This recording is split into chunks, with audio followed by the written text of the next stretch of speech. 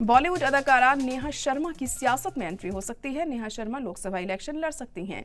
भागलपुर लोकसभा से इलेक्शन लड़ने के इम्कान है उनके। नेहा शर्मा के वालिद और भागलपुर से कांग्रेस एमएलए अजीत शर्मा के इस बयान से इस बात का इशारा मिला है। अजीम इत्तेहाद की तरफ से नेहा शर्मा को टिकट मिल सकता है।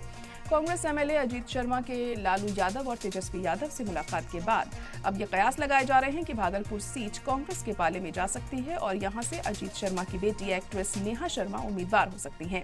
बता दें कि नेहा शर्मा अभी मुंबई में रहती हैं, लेकिन वो सियासत में एंट्री कर सकती हैं। तो नेहा शर्मा सियासत में एंट्री कर सकती हैं इस बार लोकसभा चुनावों में, ऐसा माना जा रहा है। और उसके बाद देखिए आम लोगों का कितना रिस्पांस उन्हें मिलता है, क्योंकि बॉलीवुड में तो वो काफ़ी फेमस हैं ही, और अब सियासत में अगर वो एंट्री करती हैं तो किस तरीके से उन्हें रिस्पांस मिलता है देखना अहम होगा। नेहा शर्मा लोकसभा इलेक्शन लड़ सकती हैं। भागलपुर लोकसभा से इलेक्शन लड़ने के उनके इम्कान जाहिर किए गए हैं। नेहा शर्मा के जो वालिद हैं और भागलपुर से कांग्रेस एमएलए अजीत शर्मा के बयान से इस बात का इशारा मिला है कि उनकी बेटी इस बार चुनावी मैदान में खड़ी हो सकती हैं। अजीम इत्तेहाद की तरफ से नेहा शर्मा को टिकट मिल सकता है। कांग्रेस एमएलए अजीत शर्मा के लालू यादव और तेजस्वी यादव से मुलाकात के बाद अब ये कयास लगाए जा रहे हैं कि वो अपनी बेटी को टिकट दिलवा सकते हैं। तो नेहा शर्मा इस बार चुनावी मैदान में उतर सकती हैं।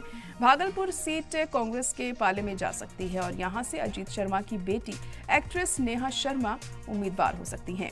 बता दें कि नेहा शर्मा अभी मुंबई में रहती हैं, लेकिन वो सियासत में एंट्री कर सकती हैं, ऐसा माना जा रहा है। हालांकि अभी तक कोई आखिरी फैसला इस पर नहीं लिया गया है और ऑफिशियल अनाउंसमेंट कोई नहीं किया गया है, लेकिन ऐसे इम्कान जाहिर किए जा रहे हैं कि नेहा शर्मा इस बार लोकसभा चुनावों में सियासत में एंट्री कर सकती हैं। और उसके बाद लोग किस तरीके से उन्हें रिस्पॉन्स देंगे, कैसा परफॉर्मेंस वो करती हैं इस बार के चुनावों में, अगर वो खड़ी होती हैं तो ये देखना यहाँ पर अहम हो जाएगा, क्योंकि उनके वालिद की मुलाकात हुई है लालू यादव से, तेजस्वी यादव से, और ऐसा माना जा रहा है कि इस मुलाकात के बाद वो अपनी बेटी को चुनावी मैदान में उतार सकते हैं।